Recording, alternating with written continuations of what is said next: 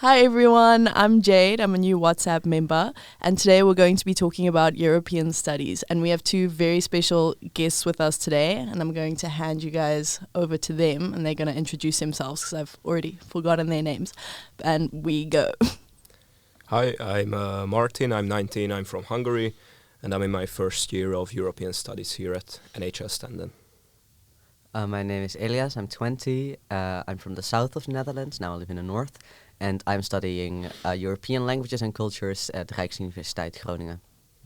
Wow, that is a mouthful. That was a lot of Dutch. University of Groningen, if you will. Yeah, Groningen. Groningen. I always get roasted for the way that I say Groningen. I can't say it. The word, it doesn't work. I just can't say it. I have the problem with this birthday song that you guys have. Because inside the song you say Hele Groningen. You say langzame leven, hele Groningen. No, we say Gloria. Groningen. What? We say Gloria.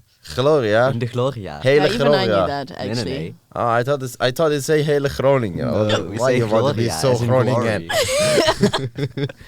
It's, he will live long, he will live long, he will live long in the glory. Wow. Sounds good. Do you know anything about this history of this song? Because I think you know about this kind of... I don't know if there's any history to birthday songs except people wanting to. Yeah. Well, I think they should all be eradicated. I hate birthday songs, and they absolutely suck. It is so awkward. You just stand there smiling like, thank you. I don't know. Just say happy birthday to But me and it's move on. Tradition, so Yeah, you can expect well, that when you have birthday and you also sing the song when someone else has the birthday. I'm happy to sing the song for other people. I just don't. I If don't you want to don't be know on the how to receiving end. pronounce You know. the Gloria, then I can understand why you don't want to sing the song. Otherwise, it's When we were in kindergarten, if you would be celebrating your birthday, we would put a chair on the table and you would have to sit on it, and everyone would be singing up to you, and you would be like king of the world. Oh, did you like that or? The chair was nice, otherwise not so much. Yeah, That's a that bit sounds awkward. awful. That sounds awful. Not gonna lie. I don't like any birthday songs, at least in Iran, like where I'm from. Like we have a lot of birthday songs, and they all sound so sad. Like when you hear them in your birthday, I'm dying in a few years. Like the songs are happy, they are made to be happy. Like how to say, music is happy, the lyrics are happy, but the vibe that you get, everybody looking at you clapping, you're like, wait, is it like the end of my life or Yes. something? you're like 1 year older. You're Yeah. getting older. And Yeah, But children's songs generally are depressing. exactly. In Hungary, they are not. Oh, in the Netherlands they are. We have this one song about frogs that are dying from cold and hunger, but it sounds really happy. That's horrid. How can it be happy? if Okay, the I topic can't is sing, but I will sing, so prepare yourself. Er zaten 7 kikkertjes al in een boerensloot. De sloot die was bevroren, de kikkertjes half dood. Ze kwakten niet van honger en verdriet. Er zaten 7 kikkertjes al in een boerensloot. And it basically It just does says, sound Jesus. happy. It there really were does sound 7 happy. frogs in, I'm not sure how to translate boerensloot, but basically in the water, and they were sad and hungry, and they weren't quacking, and they were almost dead. Oh, shit. Okay. But it sounds happy, right? It does sound yeah, happy. it sounds happy. Yeah, maybe it is because children need to learn, accept their faith. Yeah, okay, true that. Beautiful, beautiful. But something that basically the fundamental of this podcast is because you two are studying European studies. And you both are interesting people. Like, I already know Elias, and this guy always shocks me with the things he does. He's one of the most interesting and most weird people I've ever seen in my life. Weird in a good way. Thank you so much. And, yeah, so first thing first, Martin, why European studies? It was a hard decision to make because I also applied for international business. But at the end, I figured out that I'm more interested in the history and politics part of studies. Even though I'm also interested in economics, I think it just better fits my personality. What is European studies? I have no idea. Like, what do you guys do? Sometimes even we don't have idea what we study, but NHL. That's the same thing for all. it was hard to figure I think out it's just the university. sometimes, but basically it's a mix of many fields. So you study politics, European politics. You study about the European Union, you study about cultures, languages, and also some parts of economy. Wow, that sounds like quite a lot of content. Yes, Is it like projects? we have projects too. First period, we had to make our ideal European Union.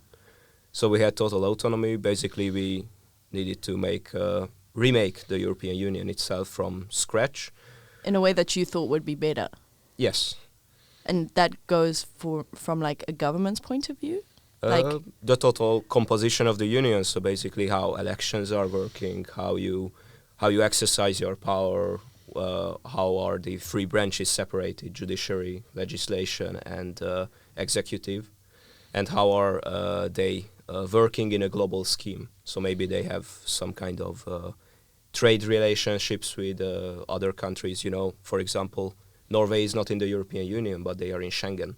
So these kind of debates. That's really interesting. Yes, I really like that. But like, do you get into arguments with people in class? Like maybe people that don't, because I know that politics is quite a sensitive topic. Yes, and if you're dealing with politics, I imagine that it must be quite interesting to hear other people's point of view, especially in an international environment, right? Because everyone comes from a country that's run in a different way.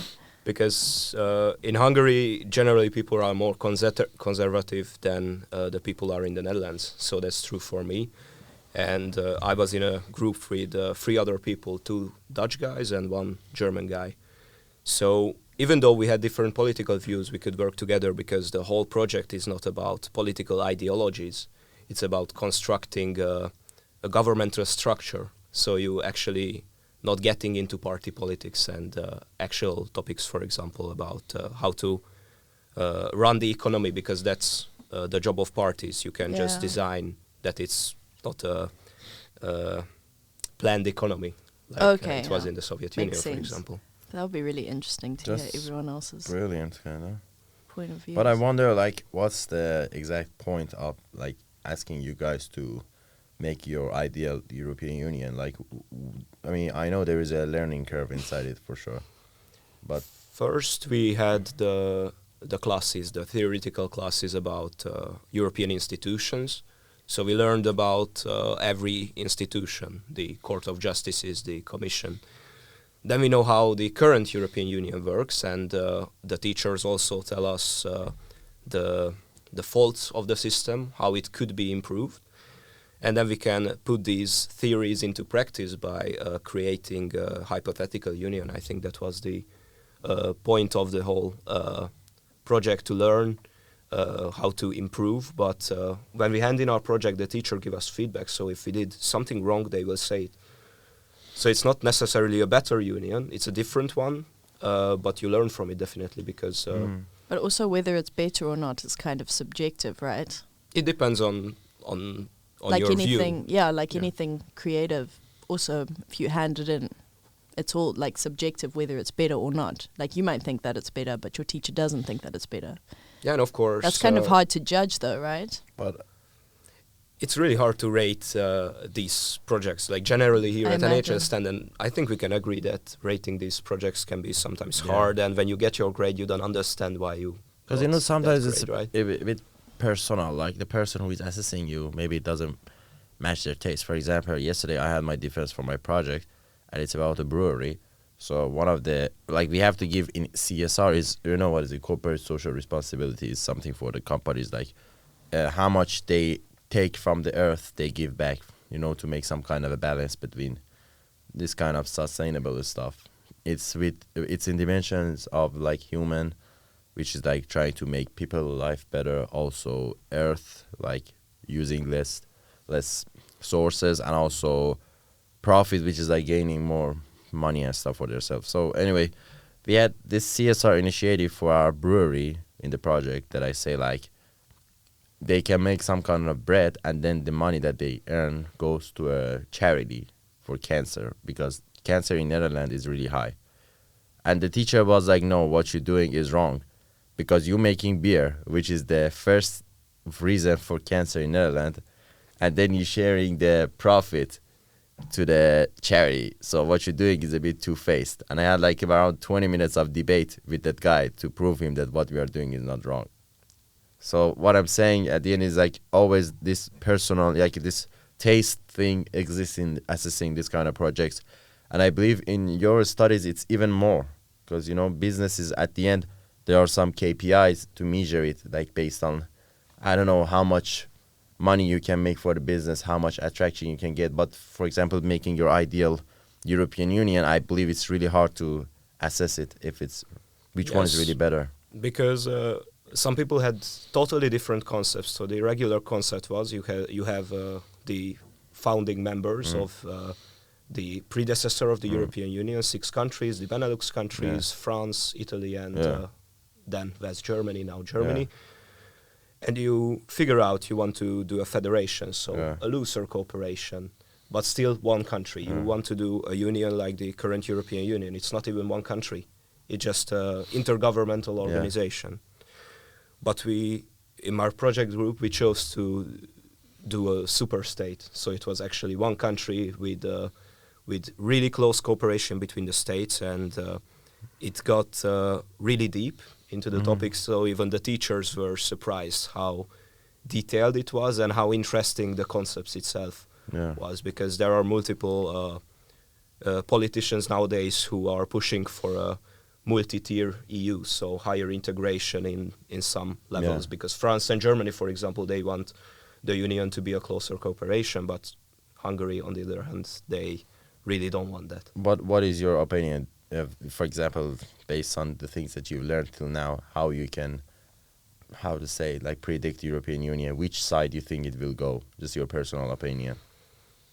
I think it's really hard to predict, considering that I'm a student and not an expert. But my personal view is that I think the union itself will change in the future. It won't stay like this because it's not working perfectly. How can it be better, you think?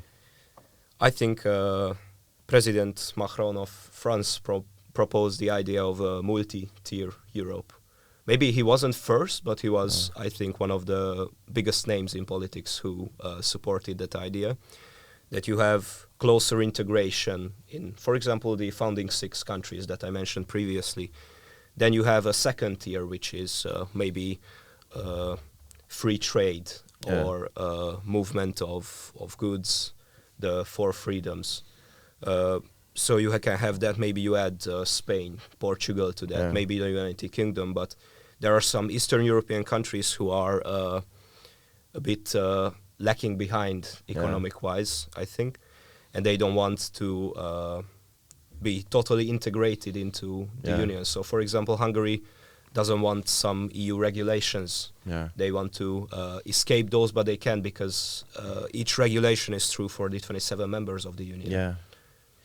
I think I also heard about it, like some Balkan countries, they are like not doing their rules in the right way. And yes, exactly, because I don't know how much you're into reading news about the European Union, but not at all.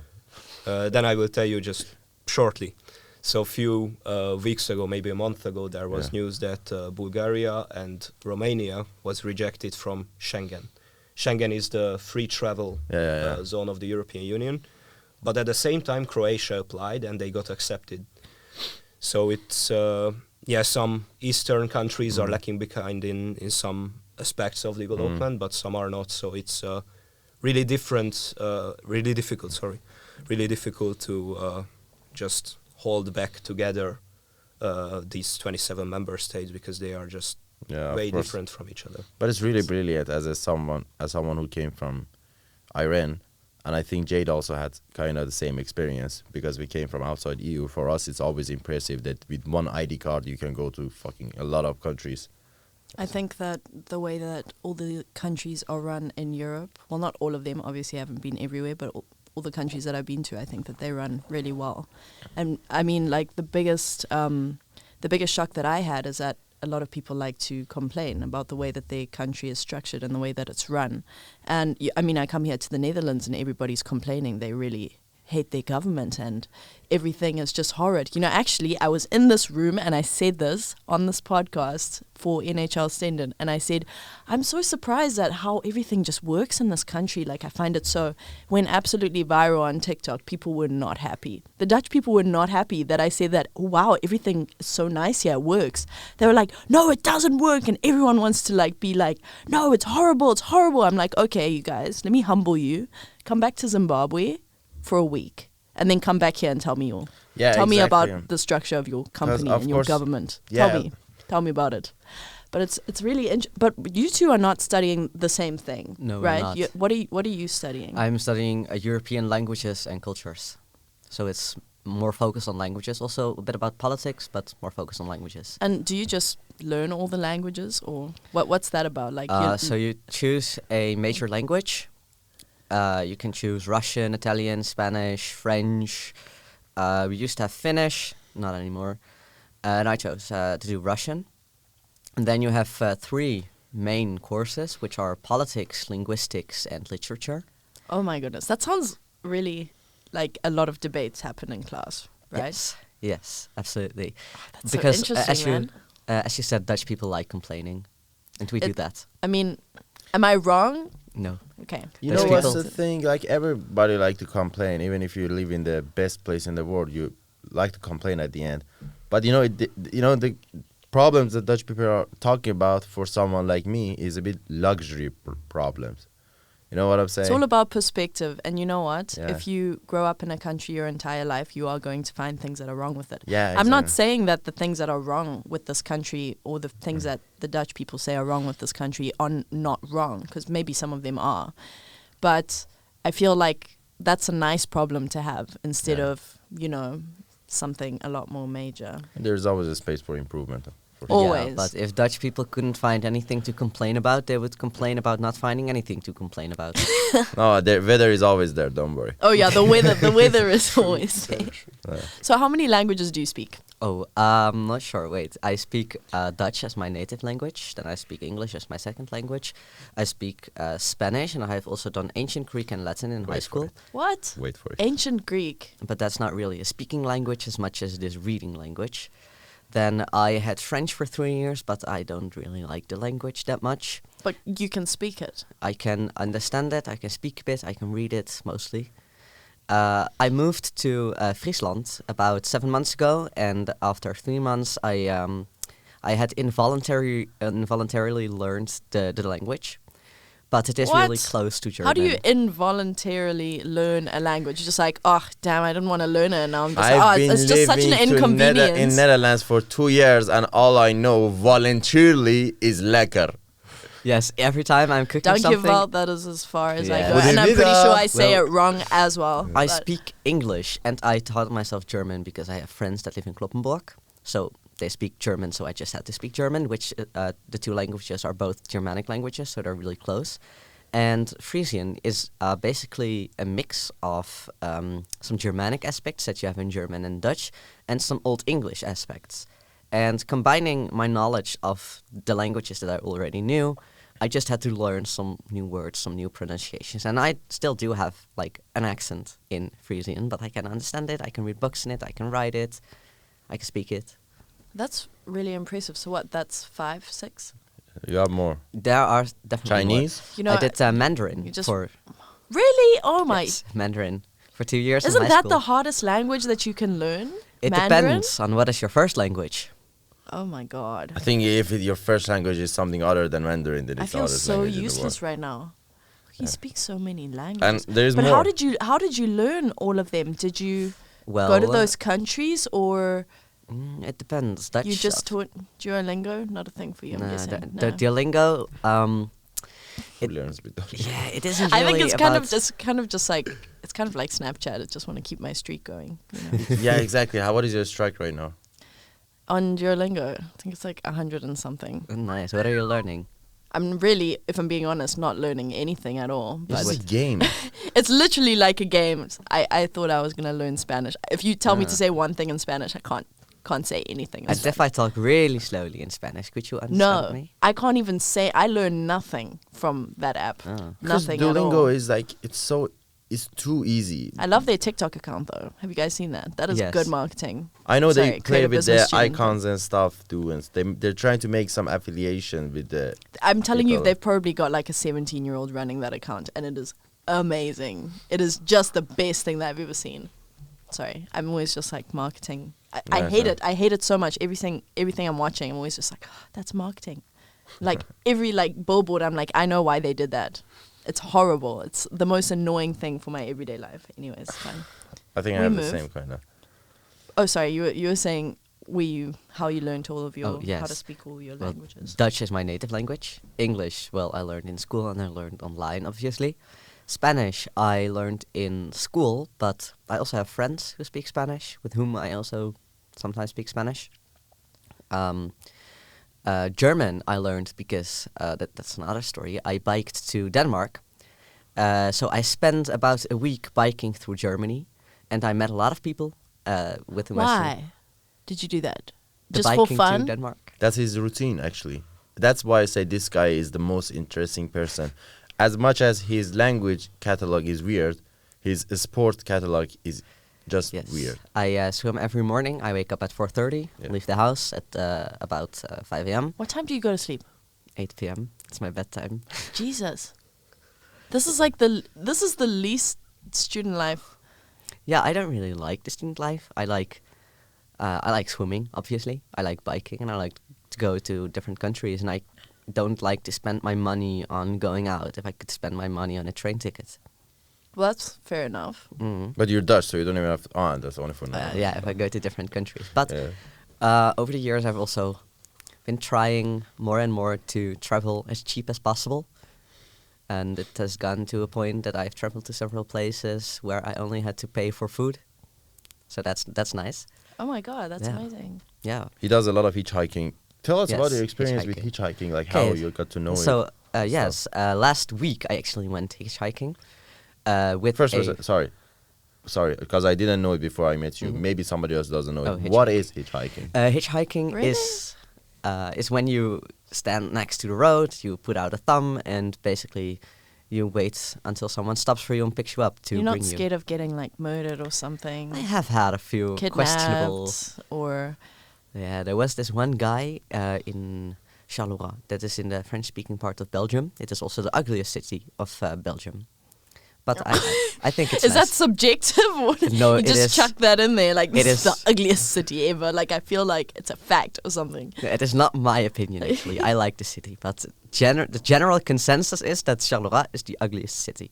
Well, But I that's was not there. very nice. Anyways, Their, Yes. their airport is literally made out of containers. Yes. I was there. It's it's ridiculous. So you Yes. also agree that it's ugliest city. I saw only 3 cities in Belgium: Antwerpen, Brussels. Brussels, and Charleroi. But Charleroi was just ugly. I'm going to Yes. Antwerp. We have to go back to that conversation again. But for now, you go Okay. on. And there was this guy who stopped for us because we were trying to get to France.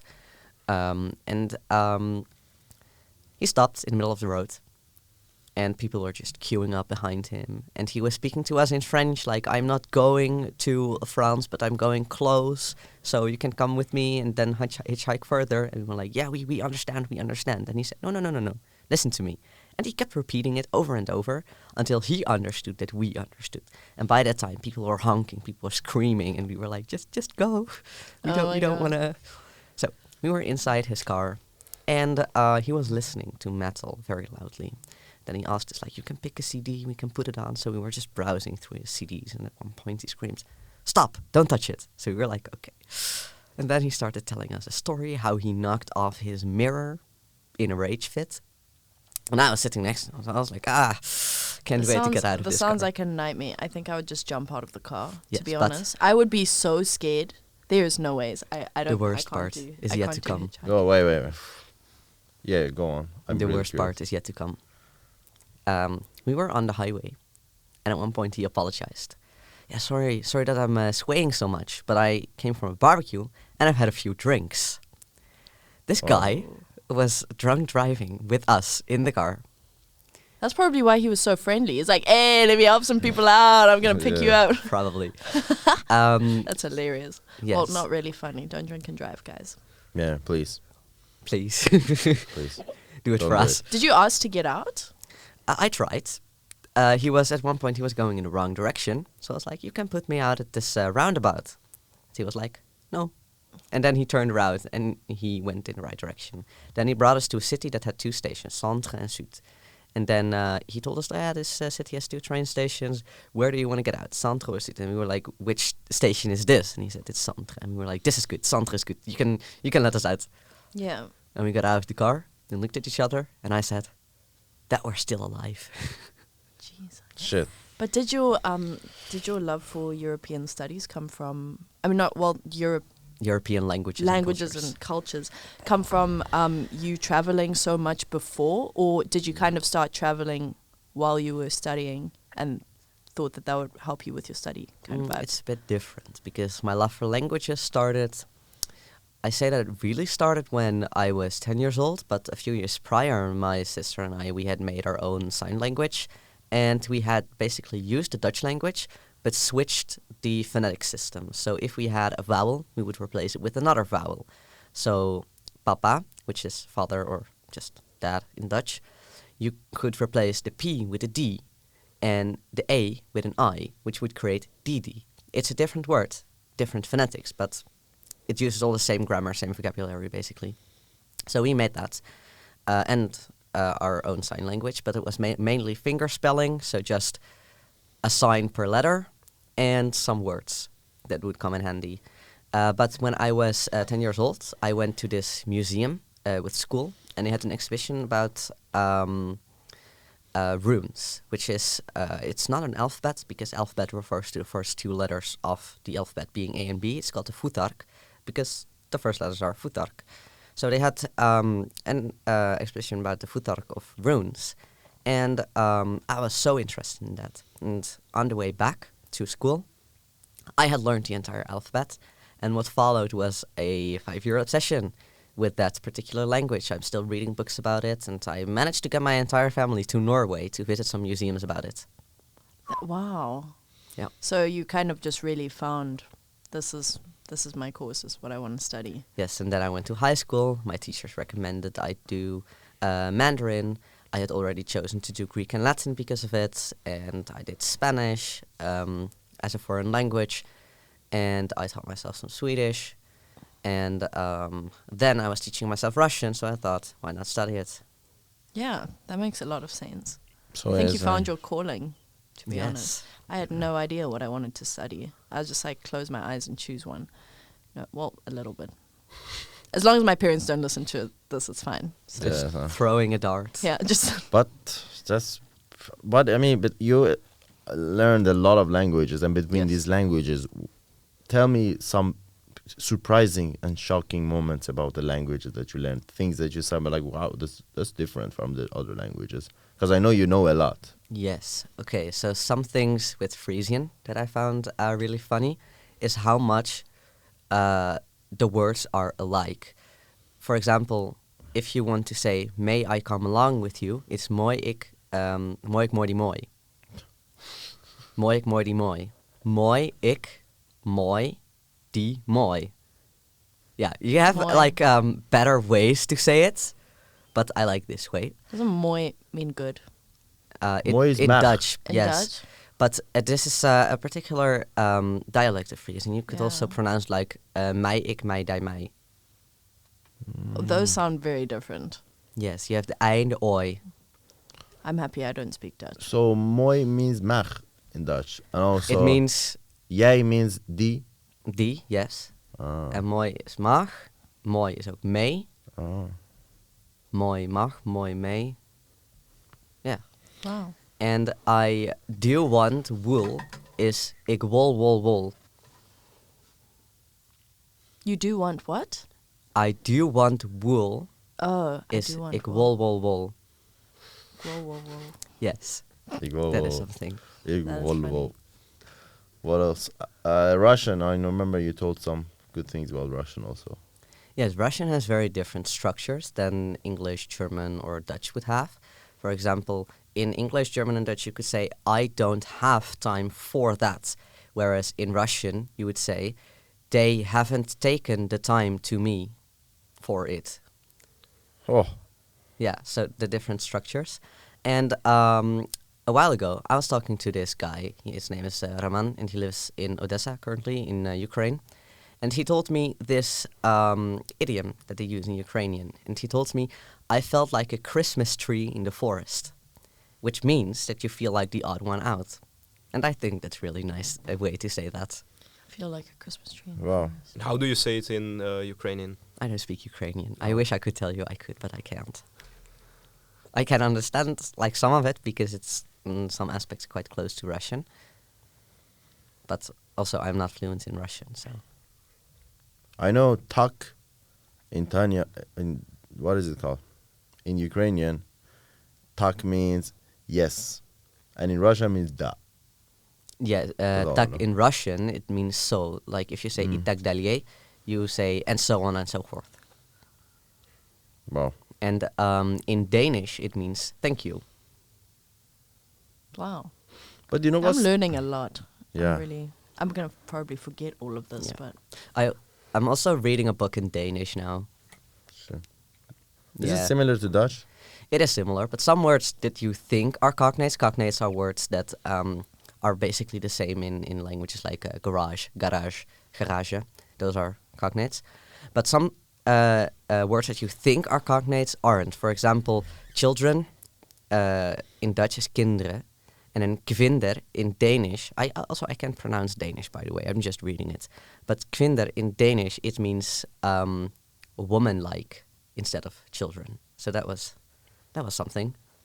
that's Yeah. interesting. Because I remember a few years ago, I used to learn Danish a little bit in Duolingo, and of Mhm. course, like any other language course in Duolingo, I let it go after some time. But yeah, I was learning Danish because of Bang & Olufsen and Liberton and a few other Danish companies that I really like. Well, Danish is a really weird language. My professor actually told me that children who are bilingual Danish-Norwegian, who grow up in Denmark, so have more exposure to the Danish language, actually learn Norwegian faster compared to Danish. So that tells you everything you need to know about it. Oh, so it's Wow. a difficult language. Yes. Is it the hardest Nordic language? Nordic, well, as a Dutch speaker who also speaks German and Frisian, Nordic languages, you can understand them, but the pronunciation of Danish is just weird. Sometimes when it is D at the end, they'll pronounce it like they call it a soft D, and then it's like Ooh. But Interesting. I didn't really get into it because I decided that I just want to read Danish. I like Just say Denmark. that as if it's so normal. Really To not me that it is. I just wanted to read that language. So it's So- not a big deal to me if I can't speak. I already speak like 8 other languages, so I just want to read one of the 10 languages that I know. I don't know the language, but it has enough cognates for me to understand. So, Wow. wow. It's unbelievable. You know, I was just saying today when people that speak multiple languages say a word that I don't understand, it makes me feel a different level of stupid because I literally only speak one language, and that's English. Literally, my one and only language that I speak is English. And you're out here, how many? 10, right? I have no idea. I don't count them anymore. Oh. Because you are also Wow. at different levels and you use languages for different purposes. So at some point you just don't know, well, I'm really good at this one particular topic in this language. I can really talk about this one particular topic, but other than that, I can't.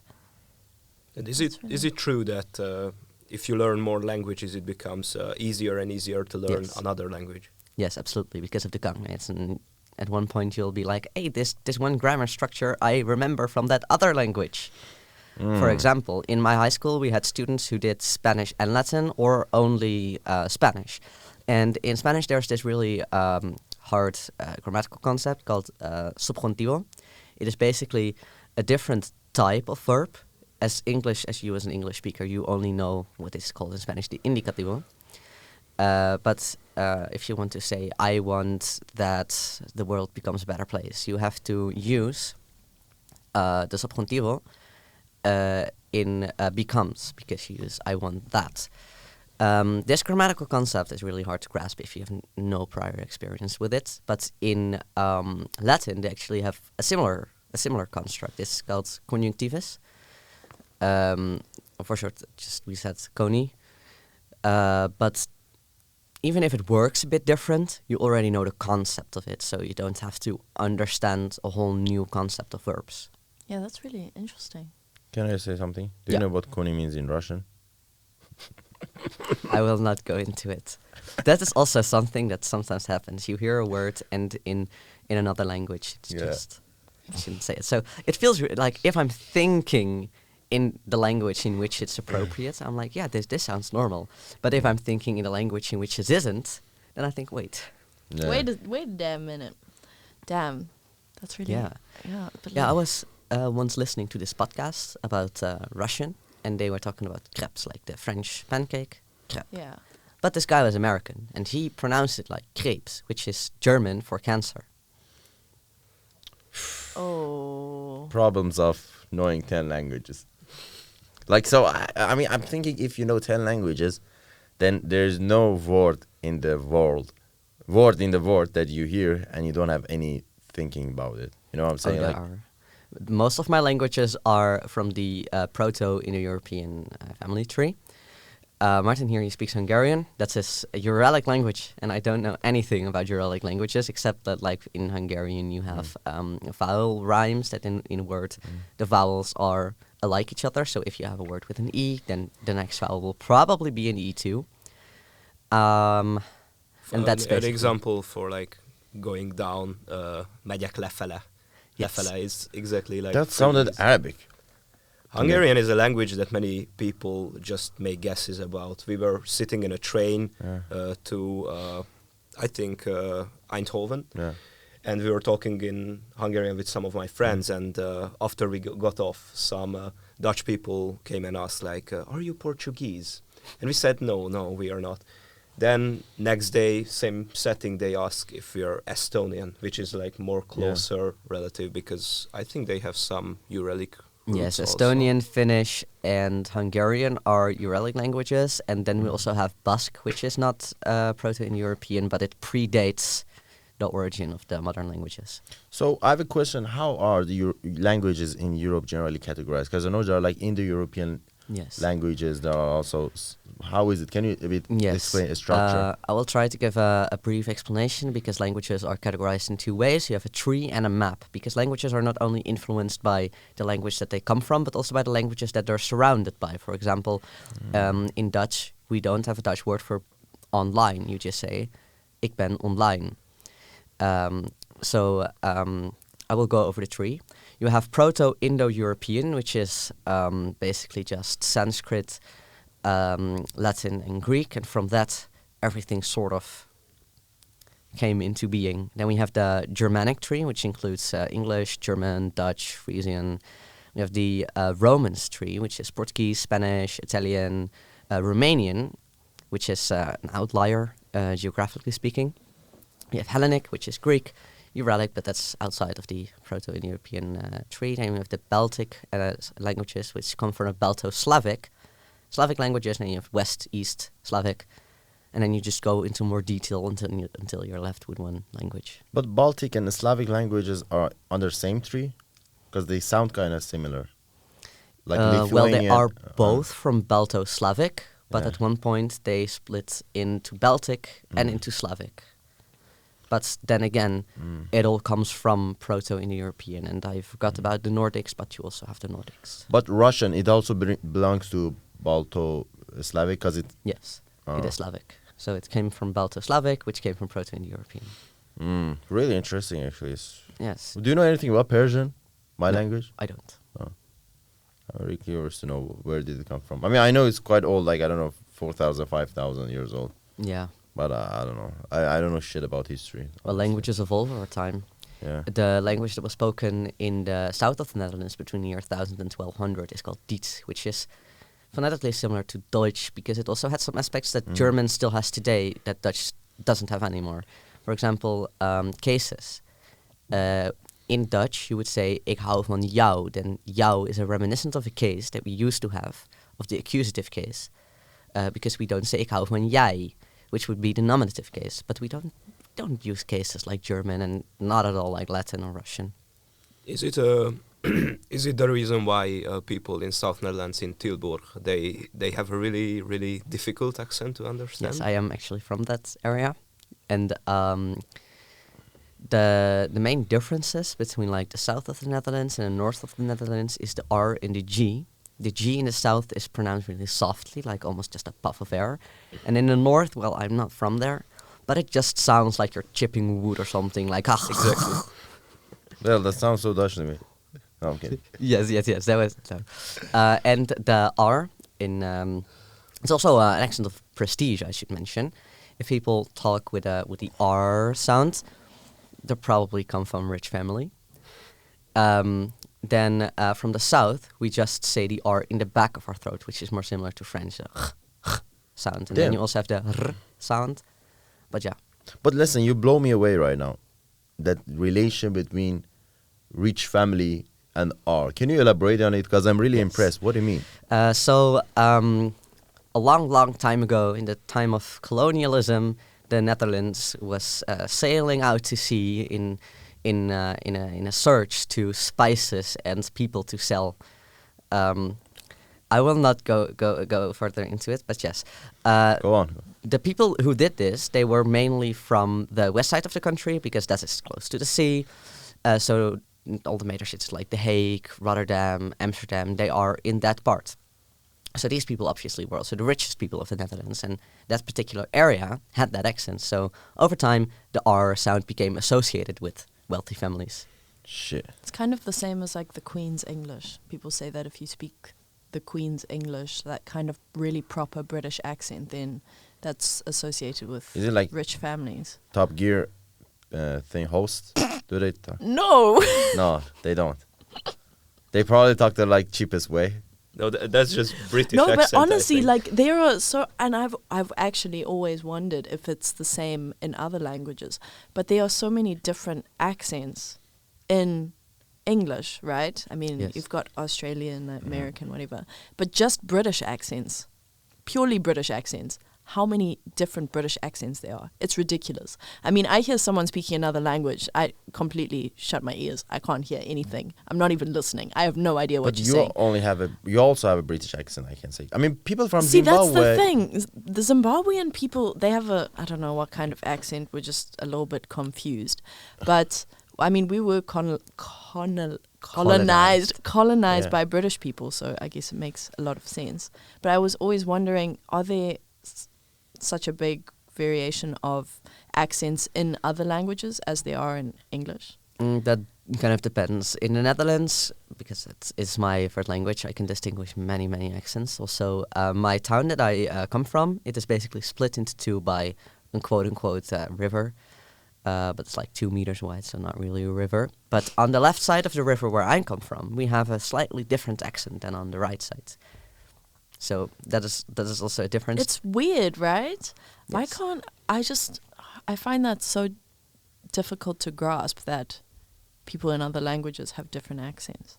Like I suppose I would have an English accent in whatever language I spoke, just like other people that speak other languages have an Yeah. accent to me in English. I think so. Because, Strange. I don't know. You're a dwarf, I can say. Yes, but accents, there's this ideology surrounding languages in which one accent should be better than another accent. But it is actually like, in American English, you have the way that black people speak. I believe that it's called AVE or AVEE, I'm not sure. But that is a particular way of speaking that is associated with lower class people because of racist stereotypes. And this accent has less prestige than a standard American accent or whatever, whereas that doesn't have to be the case. Yeah, I think, well, a lot of what you're studying is stereotypes, right? You can't really study it without. Not Or- really. It is mostly about just, the literature part is about understanding why people say But like linguistics. the linguistics part. Yeah. Well, you have different types of linguistics. For example, you have theoretical linguistics or neurolinguistics or applied linguistics. And theoretical linguistics just goes into the way languages are structured. For example, in English, you have the subject, the verb, the object. So it's SVO. But in different languages, it might be another sequence, because you say I am happy, not I happy am, of happy am I. And in Dutch, this is actually even more difficult, because we have certain words after which the structure changes. Because the word for because, we have two words for because, want and omdat. And if you say Omdat, then it changes. yes, because if you say Well done. Yoo-hoo! Impressive. Give Very me the good. passport. Give me the Dutch passport. Come on. How else can I prove myself? have you failed to marry a Dutch woman?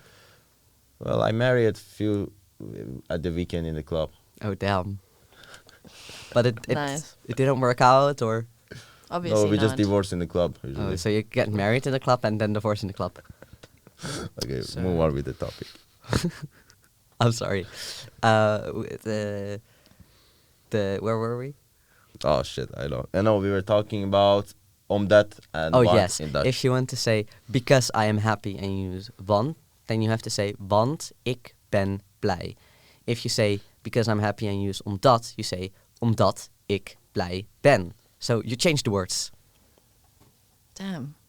Yeah. I didn't know that. And I probably never will, because I'm just going to speak English for the rest of my life. For example, you say omdat ik koud hebben. Ik koud heb. Omdat ik het koud heb. Because I have it cold. But then when you say want, ik heb koud. Yes.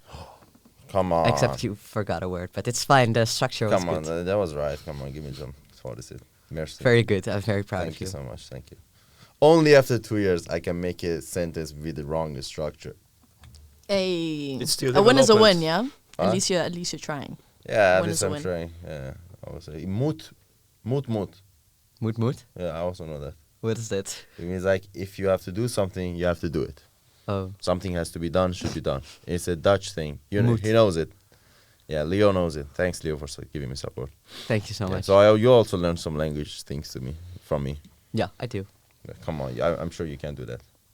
Well, just say it over the Oh, microphone. It's I was fine. like, how long are we going for? Because isn't it getting a bit long now? We can finish in like 10 minutes, 15 minutes. Yeah, maybe earlier. I will see. Because I'm just wondering if it's like too long. No, or we can doesn't finish matter. it soon. Okay. don't worry. So I have a few questions from your thing that you said. Mhm. So you said about you guys make idealistic EU. In the Yes, the studies. that was the first period's project. Now we were in the second period and we are finishing that. So it's not the current project, but it was Yeah. a previous one. So I have a question. Is Turkey in the ideal EU? For let me think. So for our project, we needed to include 6 countries, Yeah. and the 6 countries were already given. As I said, Benelux countries, France, Italy, Yeah. and Germany. So But- they again didn't make it. Looks yeah, like they they didn't. didn't make it. Ah, But shit. Sorry, guys. Sorry, some guys. other Maybe countries. next time. Maybe next time. Damn. Okay, so I have a other question. What I was saying, Antwerp. I'm going there. You both have been to Antwerp. Yes, Yeah. many times. Yeah, I'm going there for my exchange. Is it good?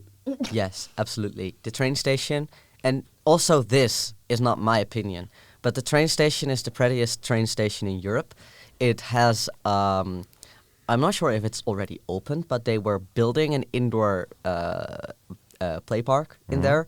They have many stores. You should go to Panos. They have really good croissants. So if you go there, Bonus cousins. I don't Croissant. know. What is it? Croissant. yes, it's Croissant. Yes, it's the Ah. French pastry. Oh yeah, But- I mean I know croissant. Yeah. Great. They have this store. You should go there. Right outside the station, you have Astridplein.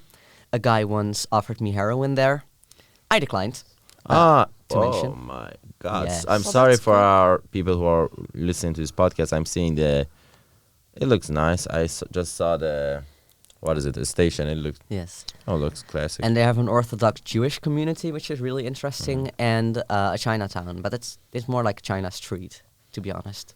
So they had like Chinese restaurants and stuff. Chinese stores, Chinese restaurants, yes. Oh, nice. I will give it a try. I like to try different food, even though I didn't do it in Leeuwarden because they are so expensive in Leeuwarden. So I understand. and I Also, Belgium is cheaper. Like the same Yeah. cheese in the same store costs €2 less when I was there. Nice. I know Belgium is actually cheaper. That's something that I agree with you. But Yes. even the room, like Antwerp is the really popular city. That's the second popular city yes. in like population and also in case of being popular. Mhm. And it's still the rooms are cheaper than Leeuwarden.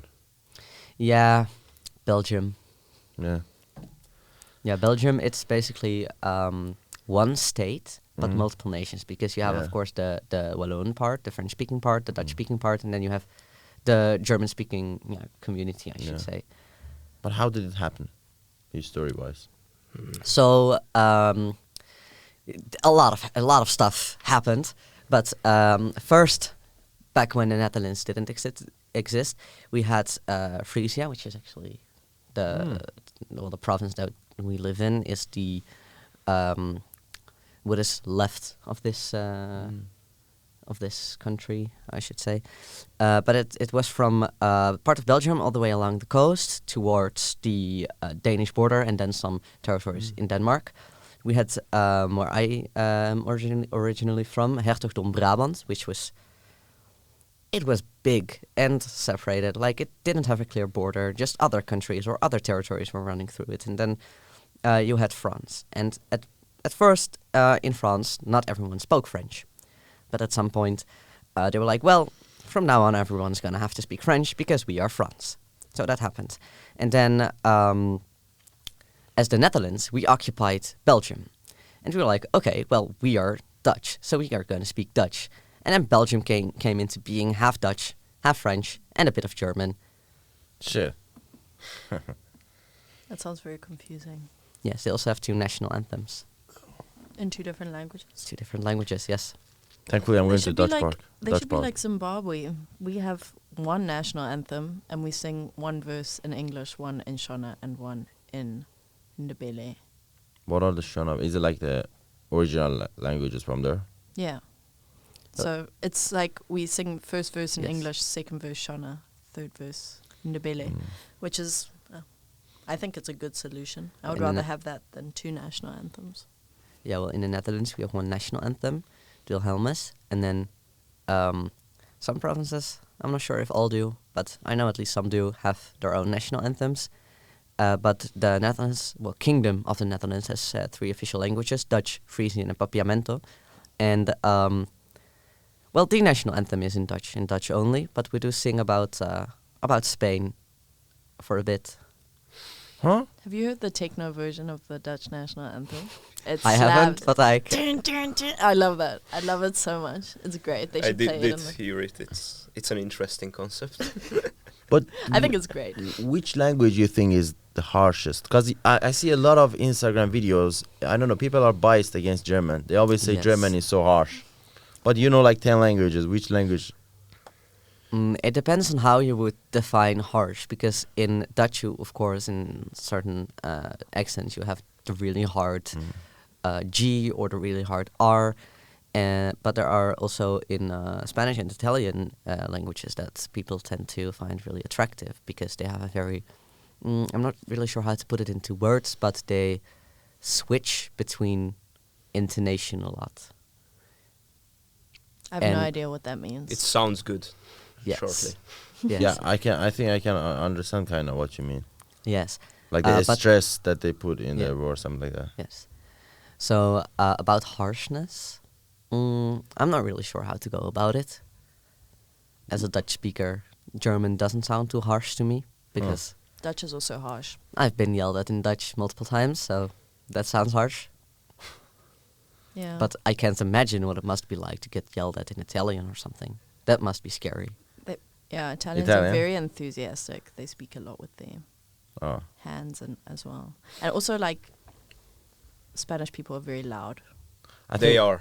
But I know I can't imagine somebody being mad at me and shouting at me in French. Like I imagine like he shout at me and Merde! yeah, like she shouts at me and then we look at each other and then we kiss each other like. Go like to that. Marseille and Like you will see. Passionful shouting. Yeah, it's like Wow. if like Hollywood movies that they get mad and suddenly because like come on, it's French. Yeah. Fair enough. But yeah, I already know that this podcast is gonna be wholesome, and it got wholesome. It was brilliant. Thank you, Lovely. guys. I think we can make like another 10 episode out of it, but unfortunately we can't because I'm leaving to Antwerp for my minor. This is probably, I hope not, but probably the last podcast that you're hearing from me. And yeah, it was great experience being in WhatsApp, and Jade is gonna be here still. You're gonna be in WhatsApp, right? Yes. So hope I to am hear. in it, so Yeah. I'm not going anywhere. I'll be here. Awesome. So hope to hear more podcasts from Jade, and also I wanna thank you two guys for coming. It was brilliant podcasts, and honestly, we have a lot of things to talk about, but unfortunately, we have the time limit. But yeah, My pleasure. Thanks for the opportunity. no worries. You Oh. say something. Just say Oh. bye bye. Bye, guys. Okay, don't take out the part that I say. Just say bye bye. That was cool. Thank you.